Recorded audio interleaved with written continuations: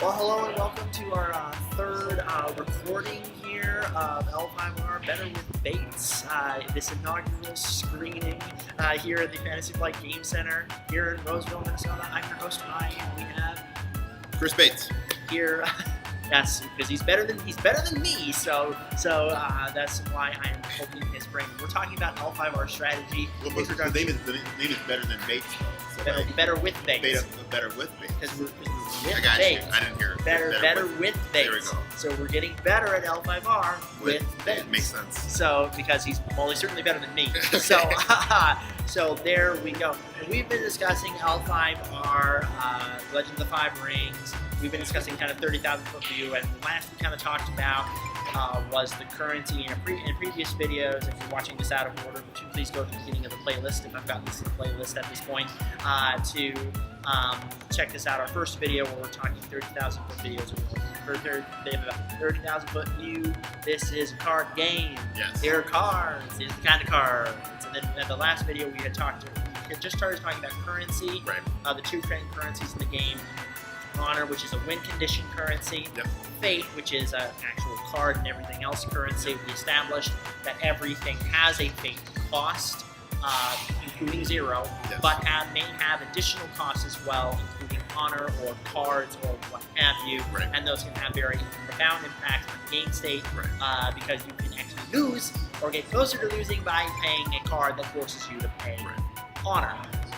So now we can get into kind of a further discussion if there's anything more we need to cover on the in-game currencies itself, and then we can kind of move into the phases of how the game is structured. Yep. So there are 5 phases to Is there anything more we need to add about currency? Oh, sorry. I thought we covered it. But we've covered everything, then we're good. Okay. Cool. So phases. So there's 5 phases to L5R. Okay. The first phase, I'll just list them all first. So the first phase is the Dynasty phase. We kind of already alluded to that with the Dynasty deck. There's a draw phase, there's a conflict phase is third, there's the fate phase, and then there's a reboot phase, which is last, which is the cleanup phase. Okay. So we'll go. Yeah, we'll go in order.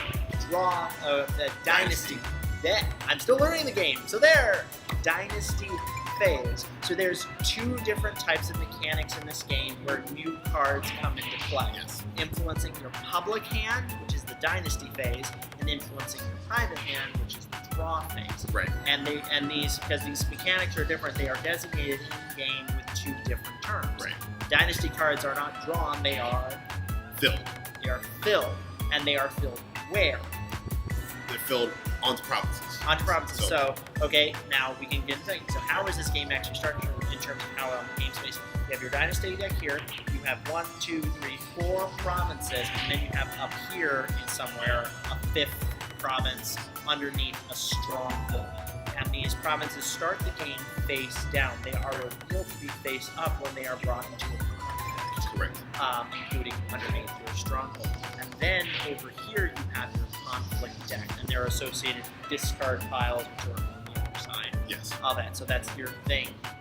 So in the beginning of the Dynasty phase, you fill, and what exactly does that mean? That means taking the top 4 cards, there's 4 provinces Yep. from your Dynasty deck, and placing them on top of each individual province. Individual province. In the beginning, you fill them with 4. Yes. And then in later terms, depending on how much has persisted, you may fill up to 4. Right.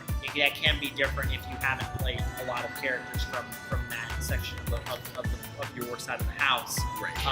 to actually play. Yes. So that's the Dynasty phase, and in this phase you get essentially characters, although there could be holdings as well, but for the most part your Dynasty deck is going to be characters that are planned in the 7 families of Rokugan world, and you're going to have the opportunity to play them. Right. You come in, play them in turn order at a point of passing, which means they then move into the draw phase, and this is where things are going to get a little more interesting, because this isn't a straight draw up to, imagine you had 7 cards, you have 7 cards in your hand, but you draw exactly one every turn. This game has a little bit of different mechanics, so discuss that kind of difference. So each player has a draw dial, or honor dial, it's called in the game. And that honor dial has a number from 1 to 5. each player during the draw phase will select a number between 1 and 5. The number you select is the amount of cards you're going to draw. So if I pick 1, I'm going to draw 1 card. If I pick 5, I'm going to draw 5 cards. The difference between my number, my bid, honor bid, and my opponent's bid is the honor transfer. So if I pick 1, and my opponent picks 5, Which happened. which happened, I'm going to draw 1 card. He's going to draw 5 cards. There's a difference of 4, so he's going to give me 4 honor because I was more honorable by taking less cards. So needless to say, the draw phase in this game is just as aggressive as an actual conflict. Because if you're not careful, and in this game of chicken with your honor dials, you could get tapped out of honor because you're just trying to fill your hand. Right.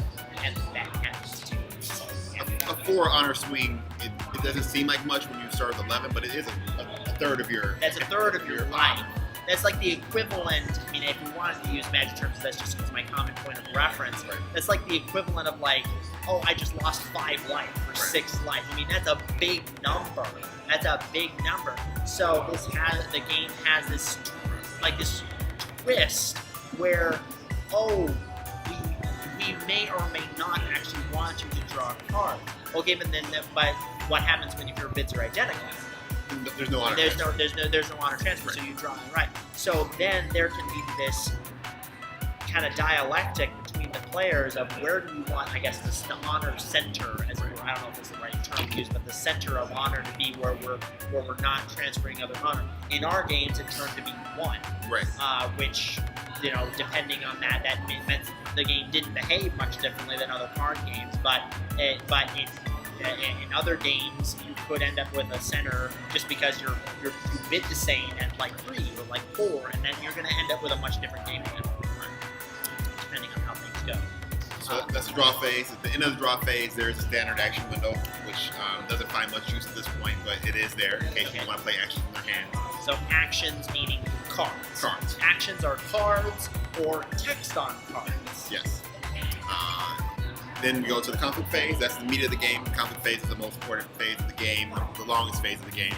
And each player gets a chance to declare conflicts. You can declare one of each type of conflict. So this is where the numbers come in. So we said earlier that the L5R is the game of numbers. Right. Well, now we're getting to what those kinds of numbers actually are. So there are 2 types of conflict that characters can participate in: political and military. Right. Now, unlike other card games, a character doesn't have a defense value in L5R. Right. There isn't like the toughness of Magic or the defense value of Yu-Gi-Oh! Or the shield and hull of X-Wing. Right. A character's values are all-encompassing, and they're used in comparison in both offense and defense. True. So during the conflict phase, you can declare 1 military and 1 political. It doesn't matter what order you do them in. It doesn't. So we have a total of 4. For both players. Yeah, four that we're going to be doing Yes. in this phase. The way you declare conflict, we have a lot of other parts to talk about. There's a lot more parts time, but we'll get into it. Like examples. The framework of it is you pick your guys you want to do for a conflict. You pick a ring. You pick a element ring, ring, and you pick which type, military or political. And then you pick the province. You pick the province. So you pick what element this conflict is going to be, the color of it, which are actually really, really important, as we'll get into later. The type of conflict, whether it's with words or with weapons. Well, both can be, but words and weapons. And then where. Right. So what color? So that those types of things are going to affect it. And there's going to be 2 types of these things in the game. So there can be, and the winner of this conflict process gains the ring. The attacker, or the defender will claim the ring. But then there's an added twist that these rings have effects that are only triggered by the attacker. So there's that effect, there's that effect as well. So there's more of these conflicts. They resolve in such a way as either one or more, and this is where provinces are broken. So this is where that third win condition which is the most intuitive, like you'd expect to happen, is breaking provinces and breaking strongholds. That's where this win condition is. And there's a few things we should specify.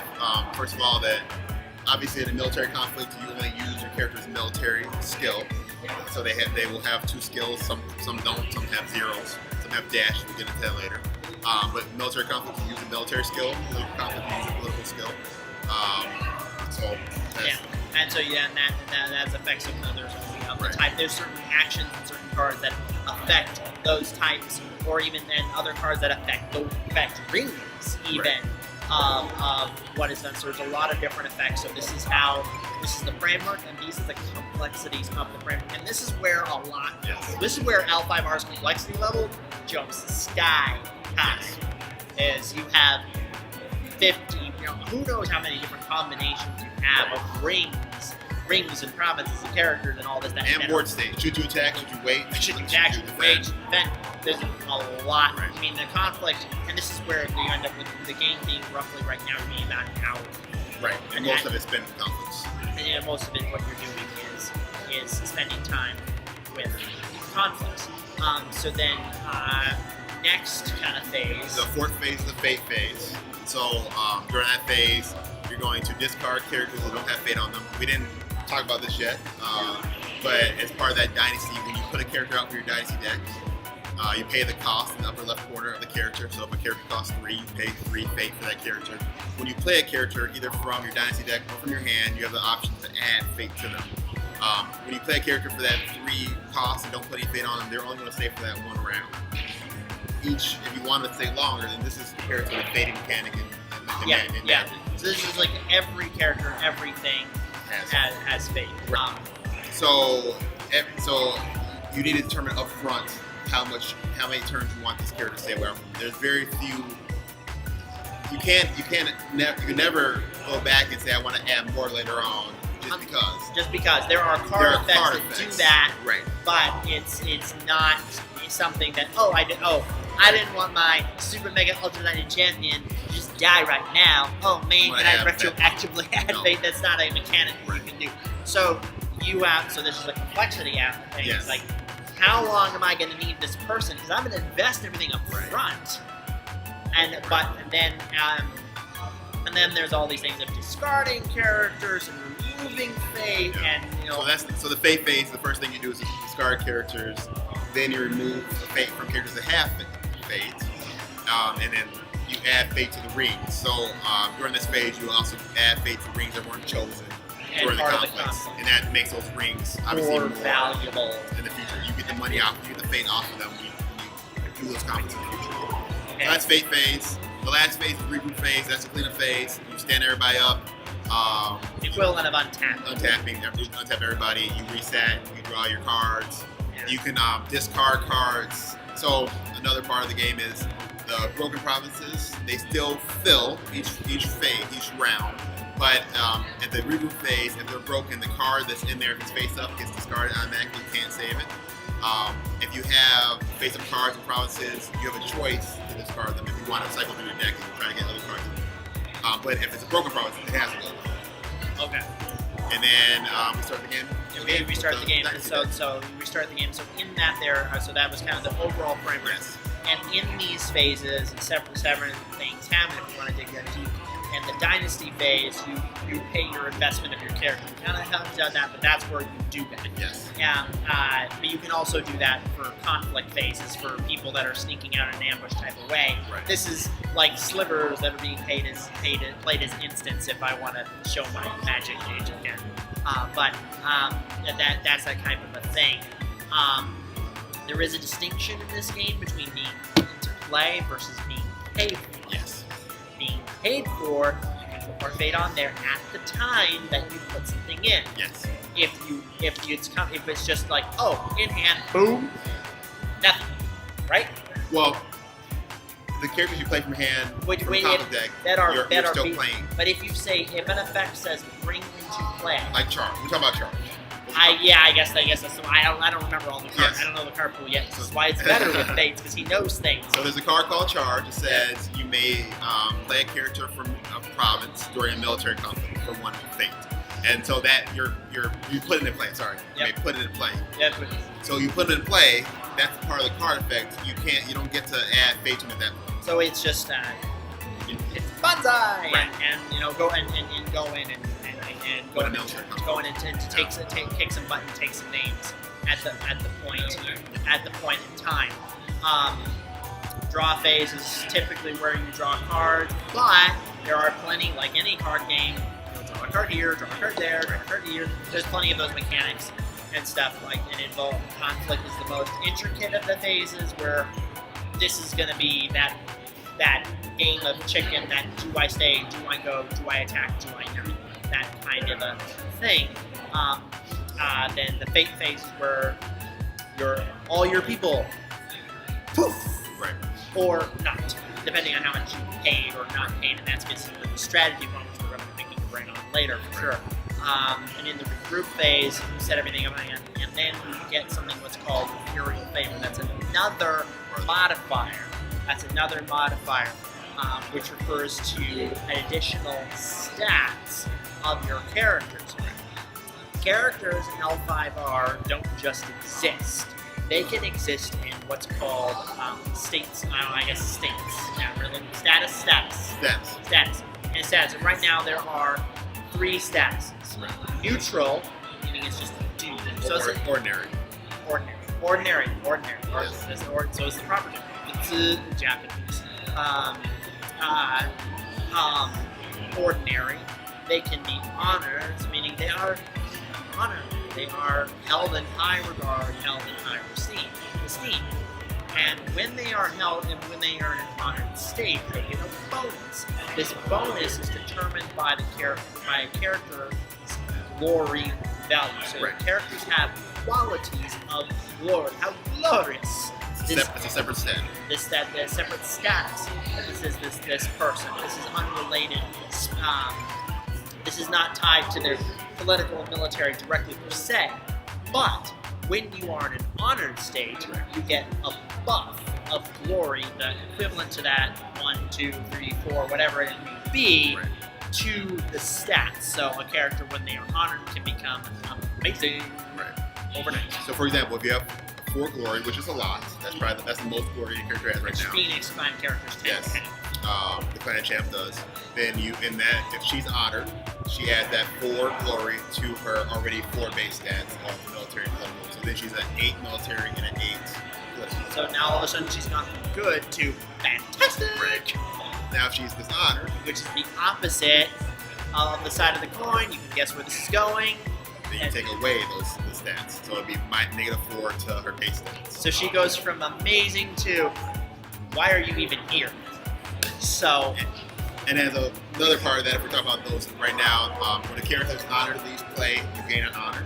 When a character is dishonored leaves play, you lose an honor. So then you end up with these situations where characters getting dishonored has a really negative effect on game state for you. Right, and that's what. So if you're trying to dishonor somebody or try to get them to 0 honor, the major way to do that is to dishonor that character is to rotate out.